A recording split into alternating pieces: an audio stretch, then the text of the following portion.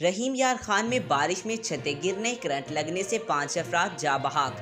जनूबी पंजाब के ज़िला रहीम यार खान में वक्फे से मौसलाधार बारिश जारी है, जिससे नशेबी इलाके ज़ेरे आब आ गए।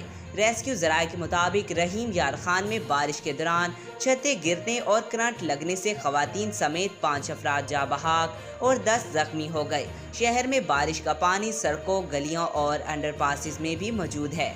डिप्टी कमिश्नर रहीम यार खान के मुताबिक ज़िला भर में निकासी आब के लिए इंतज़ामिया मुतहरक है। सादिक आबाद छतें गिरने, करंट लगने से 7 अफराद जख्मी। इधर रहीम यार खान की तहसील सादिक आबाद के इलाके हक टाउन में मकान की छत गिरने से 5 अफराद जख्मी हो गए।